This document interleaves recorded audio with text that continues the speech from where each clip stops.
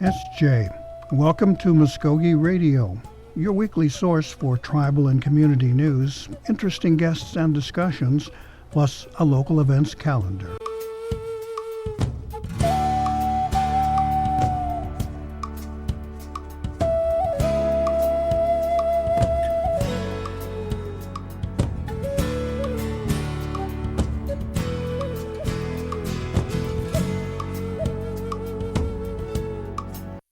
SJ Stongo, Gary Fife, Jaho Jifkados, Mvskoke Radio, Mabu Edget, Wedgkis.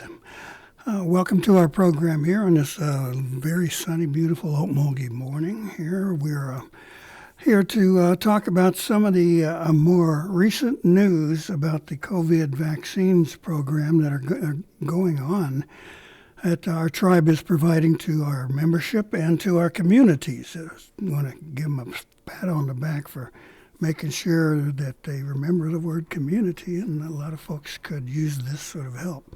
I know I did. I've had my shots, had a test and everything. I'm fine. My wife is fine, and we hope that most of you out there are doing fine also. We have a couple of things that'll focus on the medicines and distribution that happened in Tulsa recently. We will be sharing a piece from Jared Moore in Mvskoke Vision. He did an interview with Dr. Beats about the medicine and being administered and how it's getting done. And we'll get on to the vaccine program itself. And then it's Recycle Day coming up, so we'll be talking to those folks also. But here we go. First, in your opinion, how is the vaccination process going? We've seen the numbers in Oklahoma go down, and that could be a seasonal trend. But how, from your perspective inside and working on the front lines, how is it going? Well, the vaccination events that we are having continue to be much smoother. Initially, there's several different vaccines that were being released, and they have different parameters that you have to follow, different age groups you have to follow, different numbers of dosages in the vials that we were provided, whereas Pfizer has 10 doses in a vial, Moderna has 5 doses in a vial, and it's very specific in that once you remove that vial from its place of refrigeration and or freezer, and you puncture that vial, you have 6 hours to use the vaccine's dosages that are inside those vials.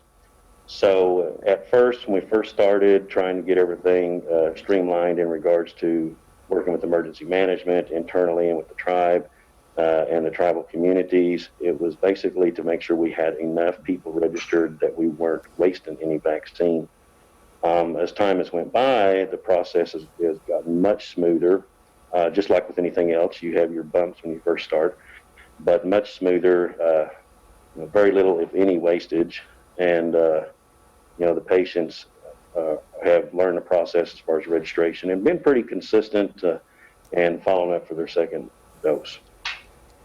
Now, we've seen a new vaccine come out, the Johnson & Johnson vaccine, which is a 1-dose vaccine, and it has a lower efficacy rate. I think it's 60% compared to the Pfizer, which is 95%.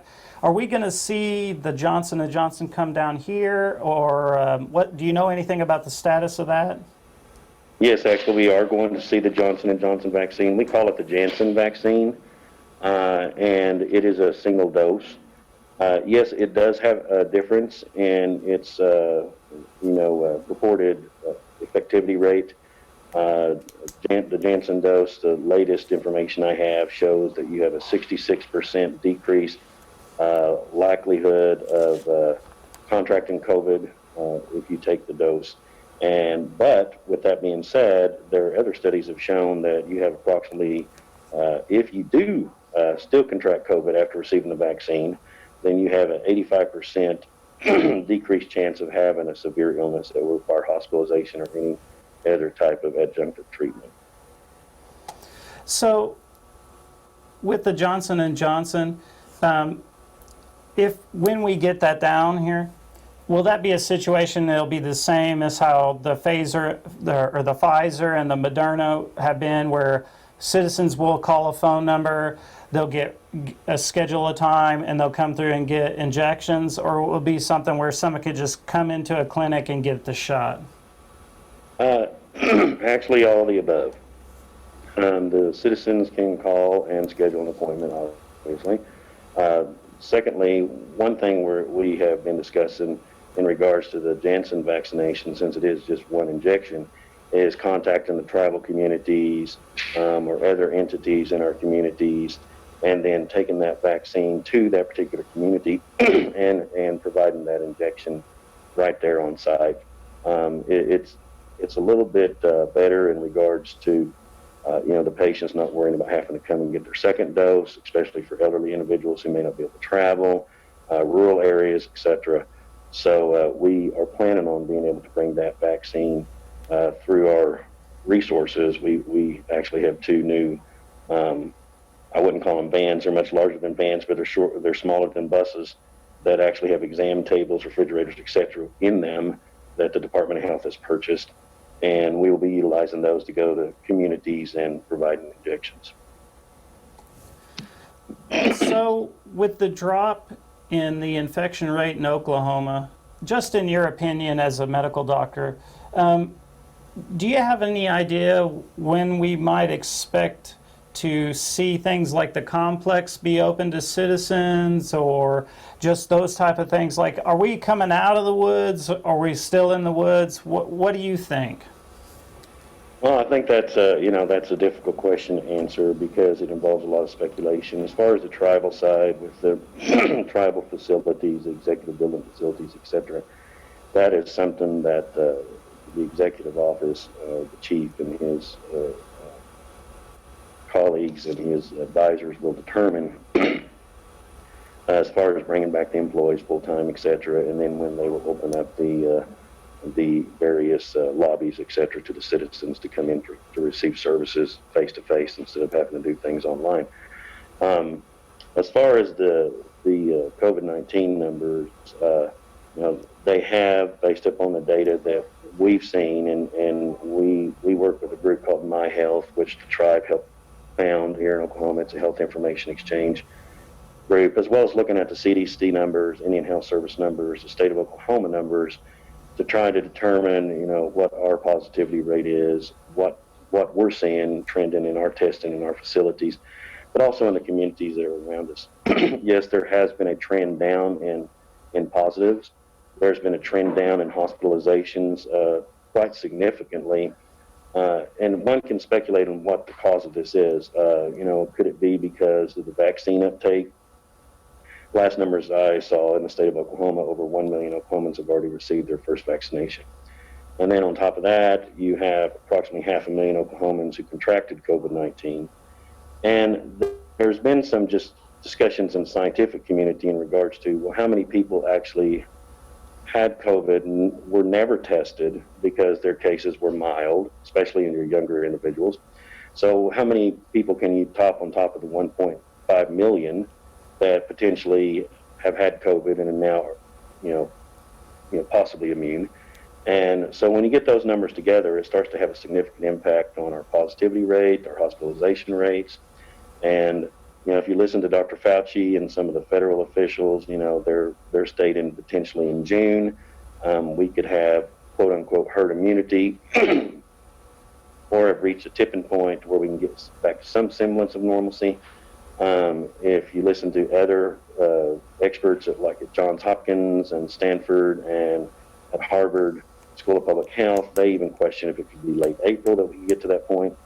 But I think one thing that the public needs to be aware of, and I'm in the same boat as them, frustrated about having to wear masks, having to mitigate, constantly not being able to see loved ones go out and do things that we would consider part of our normal lives, is that there are mutations sometimes with viruses. And so far there's been three major, there's multiple mutations, but there's been three that have really kind of hit the news. And the question is, do our vaccines protect us from those variants? Initial evidence from some of the pharmaceutical companies is promising that yes, potentially to do. They may have to have a booster or rearrange some of the vaccination components to help protect us. So even, seeing the numbers down, which we're all thankful for that, seeing the number of deaths go down, we're thankful for that. I think we need to continue to wear masks, wash our hands, try to do some social distance and mitigate the chance of spreading these new variants. And hopefully we'll get there, to where we won't have to do everything that we're doing currently. One interesting thing that Dr. Fauci had said in the past, and I agree with him, is that the government is never going to come out and say, okay, everyone stop wearing your masks. It's basically going to be a general drive from the population that they start to feel safe enough to where they don't typically do these things like wear masks, etc. And he was speculating that would probably be in the fall sometime, but it remains to be seen. Well, from your perspective, do you think we're winning the war? Yes, I think we're winning the war. I think Great. we're winning the war. It's a battle at a time. We will win this war. We're going to have lost loved ones along the way. It's going to have changed our society permanently in a lot of different ways, the way we interact, technology, our jobs, etc. And we have to realize too that our people before us fought this war in many ways. Plague back in the Middle Ages, Ebola. We always win the war eventually. And I want to take a second to mention to the audience, we're taking questions from the chat. So if you have a question for Dr. Beets, just pop it into the chat. We'll ask and we'll see what the answer is. I don't see any questions from the chat currently. It's interesting that you mentioned the historical perspective of this, and I wonder if there's been any data observed that separates the Native American populations from the general populations because of, we've seen studies in the past about pain tolerance and other things like chronic pain tolerance, that there's a higher rate of chronic pain in Native American communities and other things like diabetes and stuff. Have you seen anything interesting about that in relation to this pandemic? Not. Just anecdotally. Because the pandemic is new, obviously there's not a lot of scientific evidence out there, or the time to do the studies, to kind of look back and go, okay, this, double-blind studies, retro studies. Yes, anecdotally, there has been, some discussion that Native Americans are we're much more susceptible to COVID-19. What is the cause of that? You could say it's socioeconomic factors, because a lot of times we have multi-generational homes. You could say because it's rural areas, where individuals may not necessarily have total access to health care.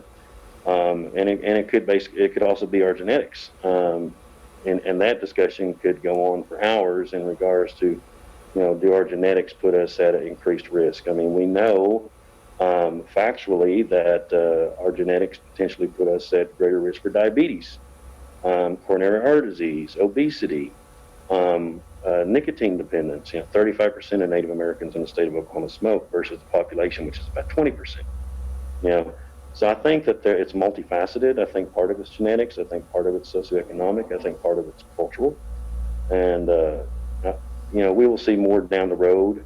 I think one thing that, we have seen among the clinicians is that quite a few, I've had family members that have passed in the tribe, and several friends have, of course, and is that once contracting COVID, the severity of the disease among Native Americans. Do we have an underlying genetic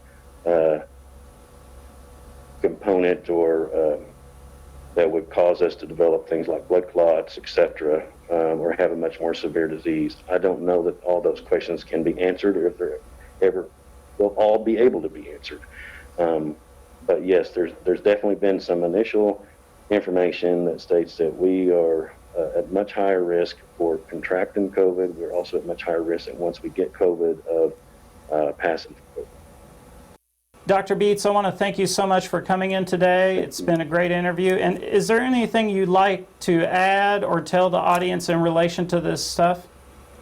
Well, a couple of things. I would tell you that you have a great team here in the Department of Health that have worked tirelessly many hours, along with the tribal executive branch and the council, et cetera, to try to prepare our people, protect our people, take care of our people.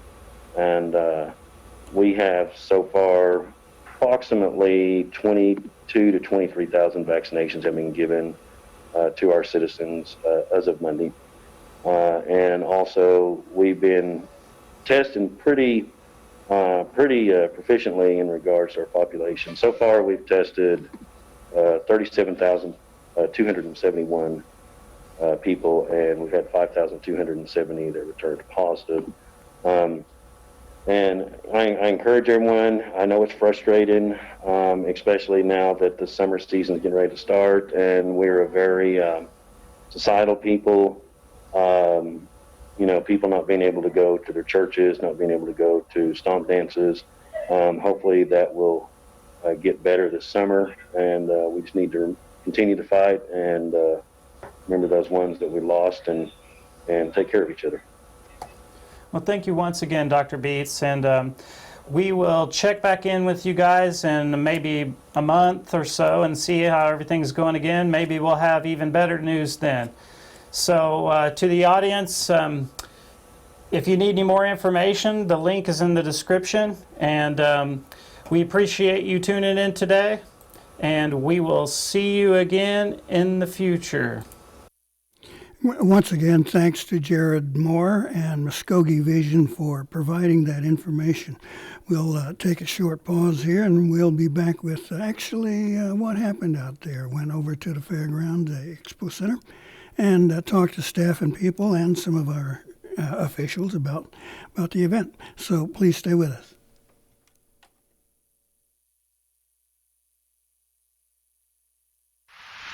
It's Dollar Beer Night with the Tulsa Oilers at the BOK Center, Wednesday, March 31st. Come drink Dollar Beer and cheer on the Oilers as they face off against the Kansas City Mavericks. Puck drops at 7:05. Buy tickets today by phone or text 918-632-7825 or online at TulsaOilers.com. Tulsa Oilers Hockey and Dollar Beer. What's better than that? Wednesday, March 31st at the BOK Center.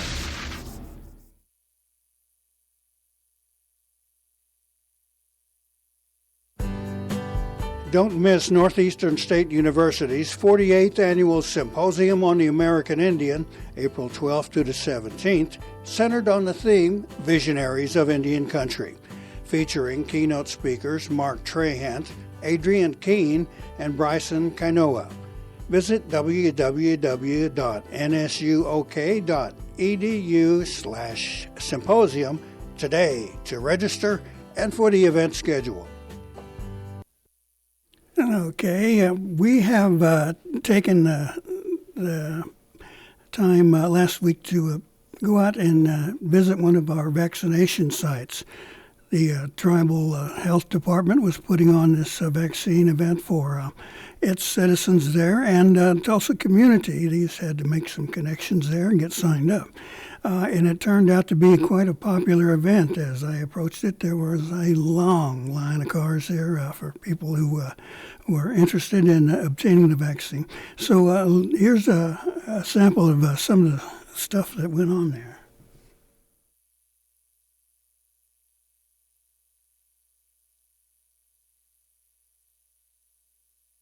Sean Terry, Secretary of Health, Mvskoke Creek Nation. Now, what do we got here today? I understand we're here at the Expo Center, River Spirit Expo Center in Tulsa. We've got quite a line of cars. So what's the tribe doing here today? So this is a mass vaccination event that we started planning roughly about a month and a half ago. We did a partnership with the Indian Health Service, and this event was going to include representatives from the Claremore Service Unit, from the Pawnee Service Unit, and from the Mvskoke Creek Nation Department of Health. And so the Indian Health Service, of course, helped us locate all of the vaccinations for this event. Our original goal was to try to do 4,000 vaccinations in 2 days here. And so we, right now, we had roughly a little over 2,000 people that enrolled for this event. And we're also accepting walk-ins and people that are just showing up as well. And then we're also vaccinating both native and non-native community members here. So, and this event is pretty nice. It's like a lot of our mass events that we've held in Okmulgee and Coweta and other places, where it's completely drive-through. You don't have to get out of your car. You just roll your window down and you just drive right through. Now, you mentioned a couple of times this event is open to the community. Does that mean, are you confident, first of all, that you've taken care of the tribal membership who are interested? So we believe, Gary, that about 30 to 50% of our population have wanted the vaccine. So our initial doses that we received, of course, was focused on our healthcare workers. And then as we started receiving extra doses from there, we focused on our elder population. And so we pulled a list of all of our elderly folks that were over the age of 65, and we put them in descending order, and we started with the oldest and started working down. And we would make the phone call, we would offer them to come to one of our events. And when we got through the bottom of that list, then we started moving on to the next tier, which was those that were younger than 65, but also those that had multiple health issues, comorbidities, diabetes, heart disease. And so as long as we were able to pull lists and get large groups of people to come through our events, then we were only vaccinating the Department of Health patients, natives. As now we've kind of moved to the bottom of that list and it's getting harder for us to enroll large groups, then we've started opening these mass events up to everyone. But we are also still vaccinating every day in our facilities. We also are taking our mobile units out to the smaller rural communities. We did an event this week at Hanna, and we vaccinated 25 citizens there at the Hanna Community Center as well. So these events are going to be community-type events, but we're also still doing native only at our facilities and our smaller events. The turnout here looks pretty impressive. You mentioned some numbers. Do you have any feel for how many of them were actually Mvskoke citizens? I don't. I think probably they were, my best guess is, Gary, that half were probably native. And once again, these are patients that are from the Claremore area and the Pawnee area, not just the Mvskoke Creek Nation. So probably half. But we also, in our original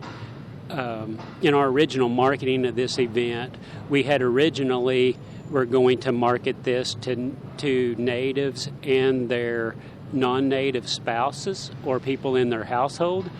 But as we got closer to the event, we didn't have near that 4,000 people registered. That's when we made the decision to open it up to the public. Well, the event looks like it's really drawing a lot of interest. You've got a lot of cars outside that are parked. But there have been several concerns nationally about distribution, about amount of vaccine available. And some people had some cautions about the healthy effect of it, whether or not it could bring on something else. Have you dealt with those kinds of questions? We have. Of course, it's always natural to be a little bit nervous when you're receiving a vaccination. I think vaccinations just in general have been controversial for a long time, whether they're positive and what the long-term effects are. So you can't hold it against anyone to being nervous about sticking something in their body. But last year was such a hard year, Gary, that we lost so many tribal citizens, so many loved ones. We also know that this vaccine's the only hope of getting us out of this pandemic. And so far, everything that we've been able to see is that this vaccine is very safe and it's been very effective. We've seen the COVID numbers just drop extremely low since this vaccine's been out over the last 3 months. And so I can't guarantee that there's not going to be any side effects, but we also know this is our only hope. The program is, showing its worth, I think, but I think across the nation and undoubtedly here in Oklahoma, you've got a group of people who don't like the idea. Anti-vaxxers is the term. Have you run across that kind of thing either before, during, or even here today? Sure. Yeah, we encounter people that have all kinds of feelings about vaccinations, and once again, it's easy to understand. Anytime that want somebody to put medicine in your body, you should ask questions and be cautious. But we've seen what the effects of vaccinations was. It eradicated smallpox, it's eradicated polio. For the most part, it's eradicated measles and chickenpox and all of these types of things. So vaccinations, by and large, we feel are very safe. And I know there's a lot of controversy out there when it comes to people believe that some of these vaccinations has created autism across the country.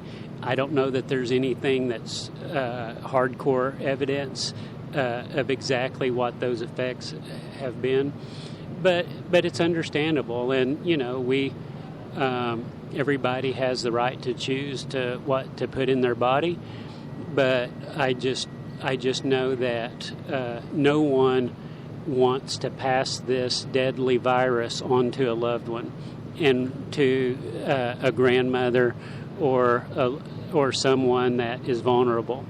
And if you've seen someone suffer with COVID where their breath is taken from their body and they can't get a breath of air, that's devastating to watch. And so I hope that everyone can pull together, get this vaccine so that we can protect our people.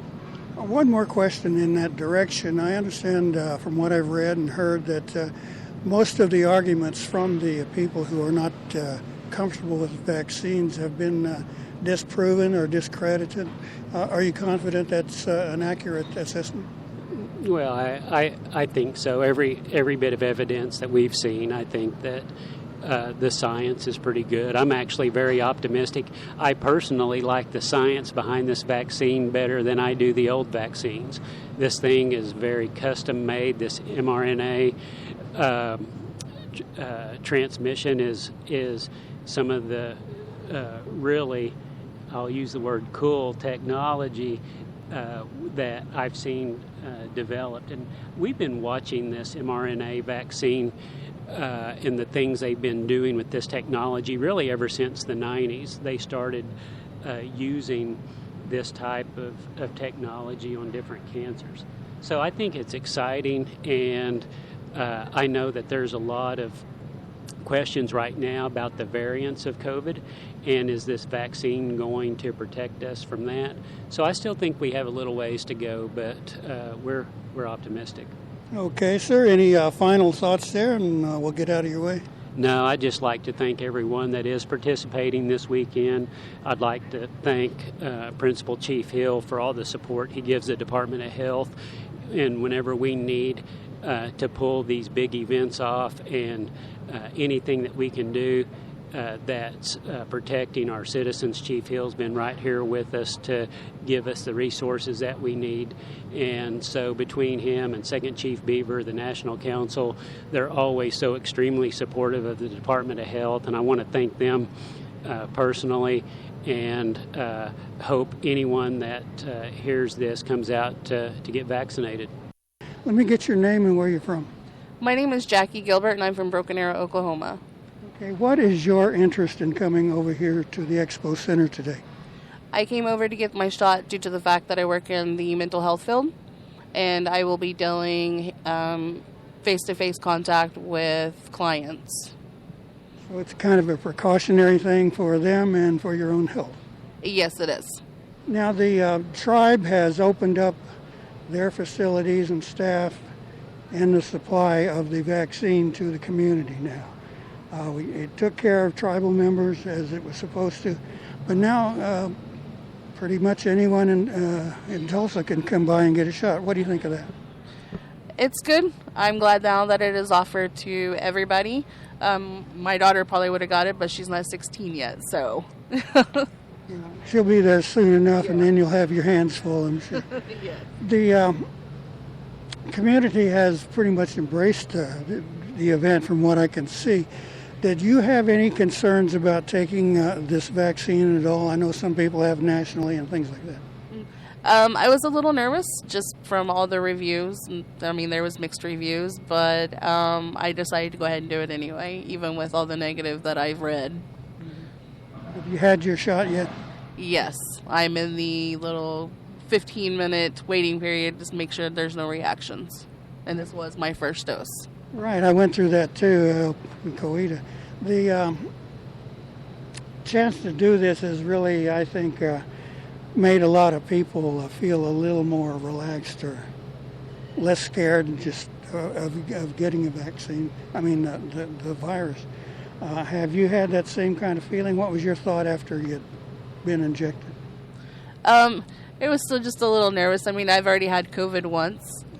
Yeah, but it was like asymptomatic, so I didn't have a whole lot of, it was hardly no symptoms at all. My daughter here's had it twice. So, but yeah, like I say, it's just the nerves, just nervous. Oh, you mentioned some symptoms. What actually affected you there? I did lose like my taste and smell. And then I had just mild body aches, and that was pretty much it. And I had mild fever, got no higher than 99. Are you a Mvskoke citizen by any chance? I am actually Cherokee. Osio Toeja. Don't speak it though. Well, you can change that. Now, if you had the chance to tell other people about this experience, what would you tell them? I just tell them not to be nervous, that, yeah, you know, everybody has nerves at the beginning, but it actually wasn't as bad as what a lot of people make it out to be. And no reactions yet so far. Okay, thank you. Is there any final thoughts you might have? No. I'm Admiral Travis Watts. I'm the Oklahoma City Area Indian Health Service Area Director. All right, now it's wonderful to see the federal agency down here cooperating and working with the tribe on this project. What are your thoughts? Why is this happening? Well, today's vaccine process is an incredible success, and the success is due to the Mvskoke Creek Nation, Department of Health, and the Mvskoke Creek Nation tribe partnering and organizing this vaccine event today. They've done a tremendous job in their planning process and able to get vaccine down here too in arms of our beneficiaries and to all the community. And the success has been because of the true partnership and work that we've done in the weeks before this event. Now you're seeing the fruition of the event come to play. The crisis has really just put the whole world on hold, it seemed like, and particularly among Native American people. What's your analysis of how this virus is affecting the tribes here in Oklahoma? The virus has had a tremendous effect on our communities. It's had a tremendous effect not only on the health of our communities, but the mental health, the behavioral health of our communities. You know, it's kept us from coming together and dancing and celebrating birthdays, celebrating anniversaries. It's affected us in our ability to mourn those that have passed. It's had just a tremendous effect all the way around. Both our hospitals have been under stress, our health systems have been under stress. They've done a tremendous job and they've weathered the storm. But at the end of the day, the toll is really almost uncountable at this particular time. Particularly, it hits our cultural resources very hard, the language speakers, people with no tradition. How much of an effort has the IHS putting into this in Oklahoma? Can you give me an assessment? So just to give you something from a vaccination standpoint, the Indian Health Service right now has done around, its jurisdiction has done around 880,000 vaccinations nationally. Of those 880,000 vaccinations, 220,000 of those have come from tribal, urban, and federal programs within the Oklahoma City area. So about 25% of all the vaccinations nationally that the IHS has done has been done in the Oklahoma City area. Okay, how is the state of Oklahoma and tribes here doing compared with other tribes around the nation? For instance, Navajo appears to be the hardest hit with the most number of fatalities and cases. How does that size up? You know, unfortunately, the pandemic hasn't been very narrow in its effect. It's really affected all tribes in a variety of different ways. You know, while definitely within some of the other areas you saw an earlier spike, the pandemic in Oklahoma City area has been just as equally devastating to our areas as well. We've had more of a sustained type event, a pandemic, where we didn't have an early spike. But once our case started to rise, they stayed high for several months.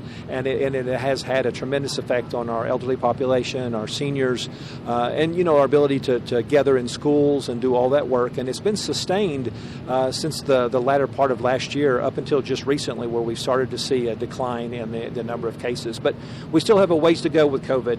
You know, we're still having cases, we're still having hospitalizations, and unfortunately we're still losing folks to this pandemic. So now's not the time to let our guard down. So we need to continue to do the public health measures of wearing our masks and washing our hands and keeping our distance, and also coming and getting you a vaccine when the opportunity is allowed. This is a wonderful opportunity here to see the tribe open up its facilities and staff and the medicine to the public in general. We've heard talk about a decline in the number of infections around the nation, things like that. Does that fill you with confidence? Does the future look good here at this point? I think that shows the hard work that our health systems are doing with the vaccine campaign. The folks are getting the vaccine. We're able to provide treatments in our hospitals and clinics, and I think we're headed in the right direction. But we still got work to do. So we're still in the pandemic, and still want to make sure that we continue to keep on this path until we get through the pandemic. Any final thoughts, sir? I just want to say thank you to Chief Hill and Mvskoke Creek Nation, and to all the tribal nations and our federal and urban health programs. They have just done a tremendous job from the very beginning of this pandemic. Their ability to test our patients, the ability to treat our patients, the ability to provide the vaccines once the vaccine became available. They have done a tremendous job in protecting our citizens against the pandemic. And I just want to thank them personally for the hard work that they've done. I know they're tired, but they continue to come out every day and do this amazing work. And their efforts have truly been heroic. And they have, even though it's been a devastating pandemic, it would have been even more so if it wouldn't have been for the hard work that these health systems have done. Oh, I'm sorry. Principal Chief David Hill, Mvskoke Creek Nation. Okay, we're here at this open community event trying to serve not only our people but the Tulsa community also. Why was this important for something like this to happen? You know, it's always very important to have this partner or relationship with IHS, and I know our goal is to have this pandemic and the vaccine for all the citizens, employees of Creek Nation, but we're always looking to have that joint partnership with our surrounding communities, in which we have always had. And here in Tulsa area, which is probably the largest population, me and Mr. Terry, he approached me about having an event up here. You know, we just want to share and, you know, help even though we are Mvskoke Creek, our goal is to always do what's best for Mvskoke Creek and the state of Oklahoma. So we definitely want to help our surrounding communities. From news accounts we've been watching and keeping our eyes on how we're doing, it seemed like actually the tribes are doing a little better than the state in getting this thing accomplished. I would say yes. When Mr. Terry first approached last year, I did the state of emergency on March 13th. Prior to that, Mr. Terry, we both agreed that we need to create a task force team, which we did, and I always felt that we was at least a week or so ahead of the state, what they were doing. We had meetings every day pertaining to, pandemic. What are we going to do? How can we get ahead of this game? And very proud of the health department. I mean, they've done a tremendous job, and every event's been successful in everything they've done. I know it's kind of hard. We lost a lot of citizens, a lot of citizens that were traditional, that held the cultural, the history. It was always on mine and Mr. Terry's heart. What can we do? What could we have done to prevent this? We done our best what we could do, but wear your mask, social distancing, washing your hands. We always promoted that, but it's just it was hard. It was hard to take whenever I heard a citizen had passed away due to that. But I think the positivity rate's gone down to 0 to 2-3% the most now, and it was very disheartening to see when it was 20 and 30%. But I think we're on the downtrend, and I'm ready to get over with. Attend some ceremonial dance, and go to the churches for wild onion dinners, and that's just our tradition. And I'm ready to get back to that. What's the future going to hold now? You've got an event here where I think the community response has been pretty good from the line of cars we've seen. Are you going to be conducting any more of these, or what's your plan? I did talk to Mr. Terry probably about a week ago. I know it was brought up to me by Speaker McCall. Visit with him at the Capitol, and his concern was some of the military people. That one of the spouse may be stationed here, but what can we do to help reach out to their family who's not, or maybe they live here but their spouse is stationed somewhere else? What can we do to reach the military people? So that we are in discussion on what to do, possibly in a week or so. But until we can get everyone vaccinated or promote, please get vaccinated. And we're looking to see what else we can do. Okay, any final thought?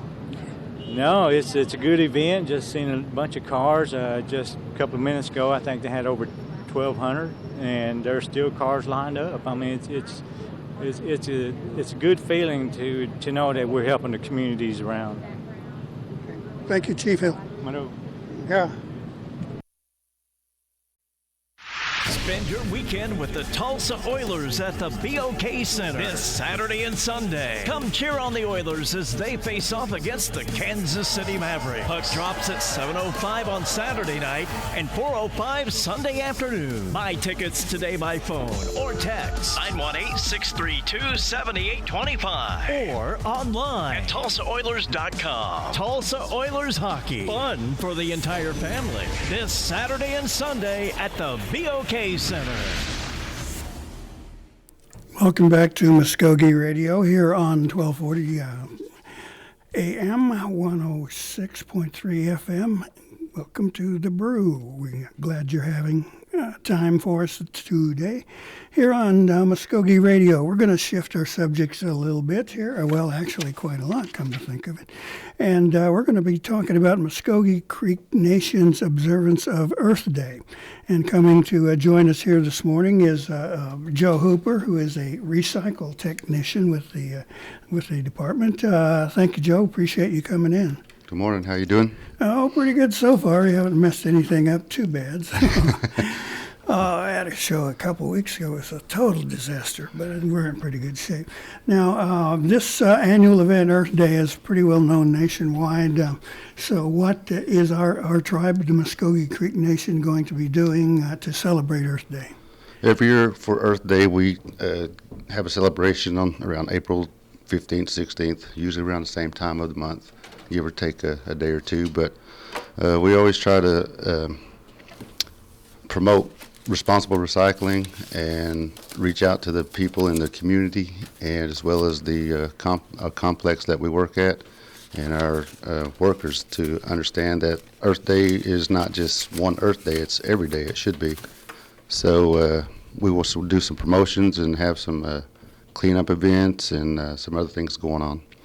This celebration of Earth Day has been going on for a while now, a decade or two, something like that. And it's to remind our citizens and our communities that we only got one Earth, so we better take care of it and keep it clean and everything like that. I know our traditional religions all across the nation have always honored Mother Earth, and every other religion has also had its share of observations. Now, first of all, this Earth Day cleanup event is designed to do what? It's designed to have the people that do not have the opportunity to recycle, all the time. We give them a place to bring their, paper products that need to be shredded. We will have a truck to do that. We'll discuss that here in a little bit. But it just gives them opportunity to see what we have to offer and how our program works. And if they have any questions, we can just answer them the best to our ability. Now, this is for private citizens. It's not for like commercial companies to bring their loads in, is it? Correct. Yeah, it's just for the citizens and the local public. We don't get teamed up with big companies like that just yet. It'd be nice to be able to have a big corporation, get together and do a big cleanup, but baby steps. So. Well, that's all right. I'm still, I guess, a little leery of big corporation. Well, yeah. I mean, we've got some people that work with us. We have Fastenal here in town. We also do Okmulgee Conservation District outreaches. We have our resource department that come out and do outreach with us also, reintegration, Up with Trees. And as I said, the people that's going to do our shredding for us will be the Shredders Inc. out of Tulsa. And we'll talk about that here in a minute, too. Okay, we're looking now at Friday, April the 16th for the community cleanup event, and then on the 23rd for recycling and document shredding, right? Correct. Okay, now, how do these things work? Do people just pull up with a truck, pickup load, or trailer? I mean, when we do our community cleanups, we have a place to register, and I'll just go ahead and give you the information for that right now. It will be for the Mvskoke Creek Nation Earth Day. Come celebrate with us on April the 16th. That will be a Friday for the community cleanup at 12 p.m. Registration at the Mvskoke Creek Nation Tribal Executive Building parking lot. That's right there where the chief's office is. Mm-hmm. You must be over 18 to help participate. We do that at 12 p.m. to 1 o'clock, and from 1 to 3 p.m. we'll be picking up trash along the loop and other roads in the neighborhood. Now, when you register, you're provided with a safety vest, and then, yes, we'll have gloves and vest and badges. Yes, and badges like that.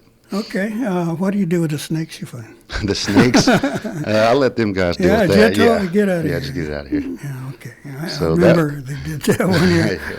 Yeah, we find quite a lot of array of stuff. Mm-hmm. Yeah, so the interesting thing is the reason we do the cleanup is we find what we can recycle and we can't recycle, so it just kind of gives us an idea of if our outreaches are effective or what we need to do different to get more direct on it. Now, just off the top of your head, about how many people show up to take part? There's usually around, depending on the weather too, the weather plays a big role in that. So on a nice day like today, we could probably have 25, 30, up to 50 people sometimes. So. And these are usually from the community and tribal departments? Yes, we have with the managers' correct. permission. We have a lot of participation from the departments within our nation. The tribes have departments that want to participate. That's fine. Get permission from your managers and such and come out and help us out. Also, the public's welcome. Come find us and sign up and help us do a community cleanup. We will be getting a T-shirt for that. So great. Yeah, you usually have a real nice one. I was a meerkat last year. Yeah. Okay. The event now on the 23rd is the drop-off recycling event. First of all, what will you accept? Okay, at our center, we work specifically in cardboards, aluminum cans, your plastic bottles, which would be all your water bottles, your milk jugs, and your plastic detergent bottles and such, and your paper, junk mail and stuff like that. Now, if you have stuff that are confidential with any type of information on that, you need to bring that to our event that starts at let's see, between 10 yeah, and between 1. 10 and 1. I lost my That's spot on there. Friday the 23rd. Correct. We will be doing this event from 9 to 3 p.m. on the 23rd of April. You can drop off your recycling paper, cardboard, plastics, number 1s and 2s, and your aluminum cans, like I said. Now, sometimes in these events, we'll take, household goods, and we'll recycle those also. That's called e-waste and white goods. This time, we will not be accepting those. I want to repeat that. We will not be accepting white goods, tires, e-waste during this event. Please Okay. save them for we'll have an event in November, and we'll probably do a recycling day for that type of stuff then. Okay, let's say hit that thing on the white goods one more time so Okay. people understand. White goods will be your washers and dryers, refrigerators, stuff like that. No Freon? No Freon. No Okay. Freon. I understand they're going to be phasing that out at some point in the future. Yeah, they will. Okay, and we'll be stuck buying new ones. Now, Yeah. we want to repeat that. No e-waste, tires, or white goods during that event on the 23rd. Save them for another recycle day in November when you will be able to dispose of those. Right. And the document shredding is free, right? Correct. It's free from 10 to 1 p.m. Just bring your emails and all your stuff that you do not want people to see. Bring them down, and they will shred them for free. Okay, that's bank stuff.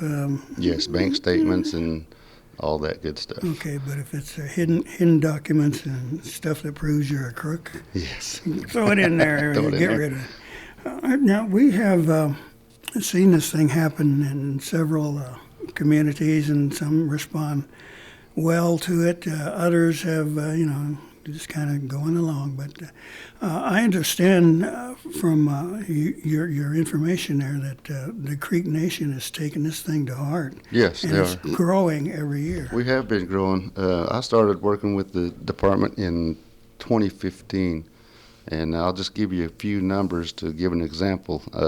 Like I said, we recycle cardboard, and we get quite a lot of that because it's just out there. But like I said, in 2015, we started at roughly 57,000 pounds of cardboard, and that's in 1 year. So it jumped up 20,000 pounds to the next year, and another 20 the next year, and so forth and so forth. So skipping all that and coming up to date, we're already over 100,000 pounds recycling cardboard, and that's just cardboard only. Right, not Right. everything else that goes along with it. Correct. It probably will be totaled at some other time. Right.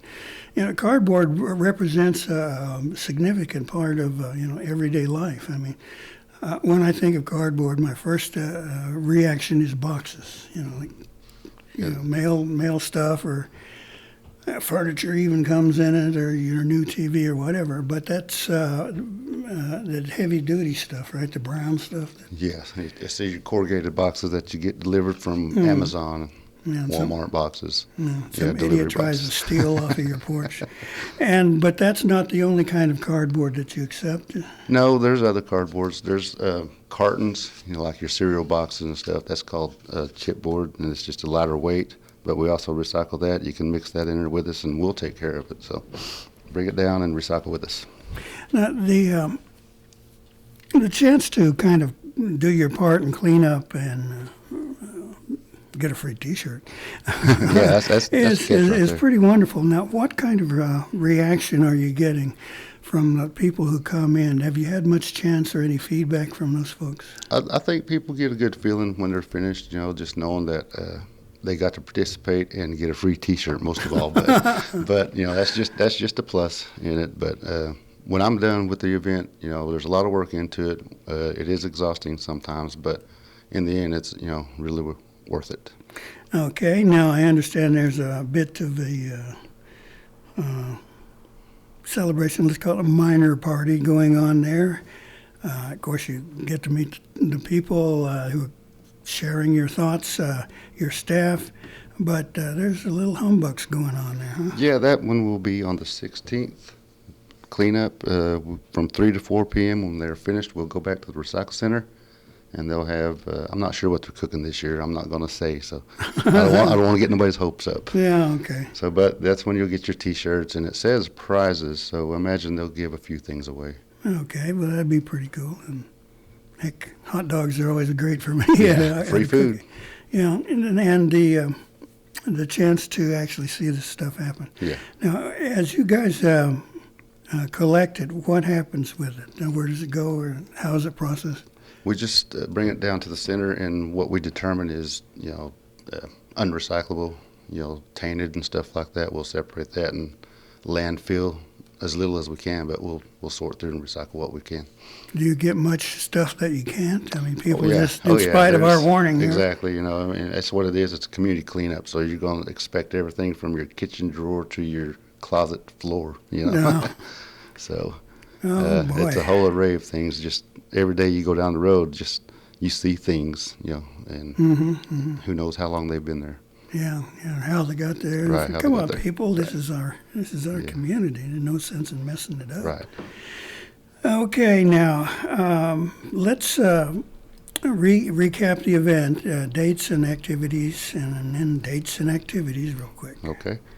Okay, just to recap. Earth Day, celebrate with us, Friday, April the 16th. It will be a community cleanup at 12 p.m. registration at the Mvskoke Creek Nation Tribal Executive Building. You must be over 18 to participate. That will go till 1 o'clock, and from 1 to 3 p.m. there will be a trash pickup along the State Highway Loop 56 and probably other selected routes too. Then we come back from 3 to 4. We meet at the Recycle Center for a fellowship and cookout, and that's where you get your T-shirt and your food. And then we'll be taking a break, and we will be doing normal activities work-wise, but the following week, Friday the 23rd, mark it down on your calendar, from 9 to 3 p.m., that will be your drop-off recycling event. That's your cardboard, your paper, your plastic numbers 1s and 2s we described a while ago. And if you have any questions, you can feel free to call us up at our main office, 549-2580, and ask for our recycling department, and we can get with you. Okay, and one more time, you will not be accepting. We will not be accepting e-waste, which is your computers and your gaming consoles and old stereos and stuff like that. We will not be taking those. We will not be accepting tires. We will not be accepting white goods, which is your refrigerators, stoves, household appliances like that. We just will not take them at this time. We will have another event later on this year. Just please save them for that day. That will be the National Recycle Day in November, and we will have some information on that. Okay, pass it along to us, and then come back in, and we'll talk about that day and hit it again. Okay, well, Joe, let me say thank you so much, Mado, for coming in, making time from your schedule. Appreciate you coming in and reminding us of Earth Day and the activities our tribe is going to be involved in. Okay, can I add that this will be a socially distant event when possible? Wear your mask, gloves, and we will be providing sanitizer. Okay, great. Appreciate it. Real quick, some announcements that are real important here. I call for submissions for the Mvskoke News graduate profiles. That's coming up. The deadline is May 14th, so if you've got a graduate from high school, military tech, or college, please get your submissions in early. That will be for the June 1st edition. And we want to say late profiles will not be accepted. I'm sorry. Mvskoke Creek Nation Scholarship Pageant, those folks are accepting applications for Miss and Junior Miss. Okay, that's all we can squeeze in here today. We want to thank you all for listening, and hopefully you will participate in the vaccine program and also definitely on Recycle Day. So I'm saying, Mado, Mabo Hedgetska.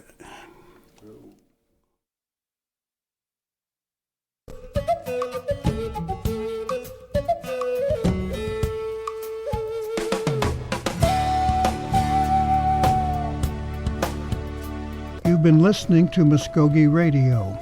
Join us again next week for more local, tribal, and community news and updates. Mvskoke.